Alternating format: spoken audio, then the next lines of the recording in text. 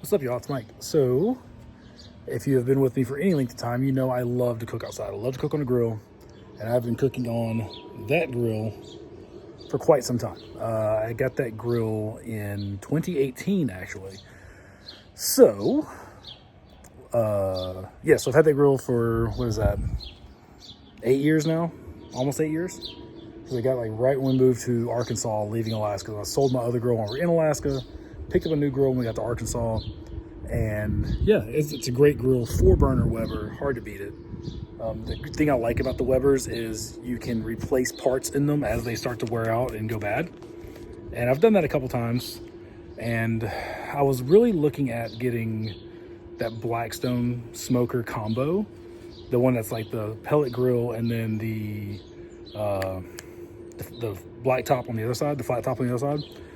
But I have read a lot of reviews that said the smoker pellet grill part wasn't that great. Just some issues. Not everybody was having the issues. Some people were, some people weren't.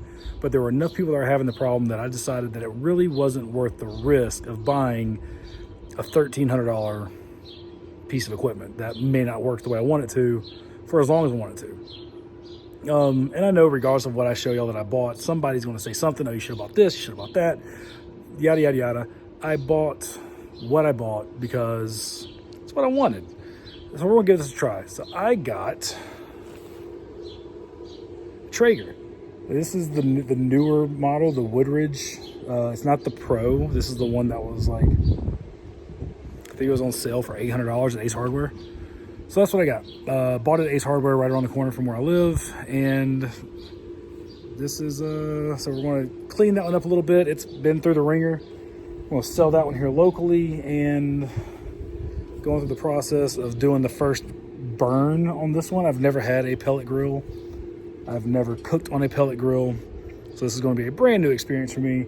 And I'm not going to go through the process of showing y'all how to season this. There are so many countless videos on YouTube right now showing you how to do this. And honestly, they're going to do a better job than I am. So just heard the pellets start dropping. So that's a good thing. You got to let this, once it gets to temperature, again, I'm not going to go through all that because y'all don't want to hear it from me. There's plenty of other people that do a better job. But got that going. I'm going to do a pork tenderloin for our first cook. It's already marinating in the refrigerator. It's a recipe from Traeger. So I'll let you know how it comes out. I will show you the finished product at least. I'm not going to hold out on y'all for that. But anniversary's coming up. My wife and I's 21st wedding anniversary.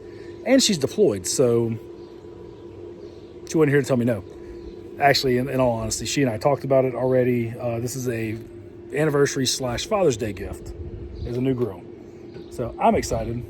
Let's see how it comes out. See you back in a little bit. All right, y'all. So I got did the initial burn off, burn in, whatever you want to call it, done on this.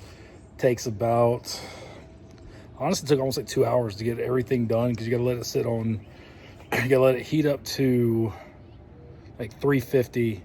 Sits at 350 for 15 minutes, but because it's the first time I ever ran it, it took a pretty long time to get up to that temperature. Then once it hits 350 and you let it sit for 15 minutes, then you got to kick it to 500 and let that sit for 45 minutes. It went from 350 to 500 pretty quick, all things considered. And now, then you got to let it do the cool down thing, wipe everything down.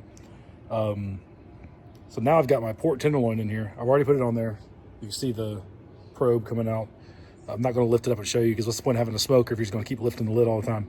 I do like that the probe plugs in right here, and then you can tell it what you want the internal temperature of your meat to be and get an alert. So I've got it set to 140 because I'm going to let this get to 140, pull it, let it rise to 145. 145 is perfectly fine for pork. So got the set 225. Definitely the second time around, whenever I was letting it preheat to do this cook, it did not take near as long to get to 225 as it did the first time. So pretty happy about that. I'm really excited to try this. The recipe for this pork tenderloin, I got it off of Traeger. It's basically apple juice, honey. You're supposed to use their rub. I don't have it, so I kind of did my own rub to mimic what I thought maybe theirs would look like based off the ingredients. So we'll see. I was thinking about doing baked potatoes on here too, but the baked potatoes have to cook a lot higher, so I didn't want to dry the pork out, obviously. But anyway, this will sit for about somewhere between 1 to 2 hours. My guess is closer to 2 because it's a 4-pound, like a 4.5 pound tenderloin. So we're gonna let that go for a while. I've got this filled up with wood chips or with the pellets. We'll see. I again never used one of these before, so I'm excited. All right, so I just got the notification that we have hit our internal temperature. Let's see what this looks like. First look for all of us. I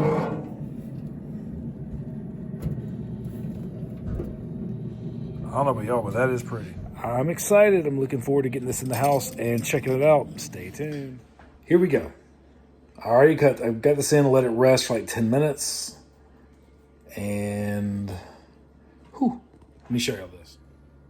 Look at this. I mean, look at this smoke ring. I mean, it's not like a, it's definitely not like a traditional charcoal wood-fired smoker, but this has got great color, super juicy.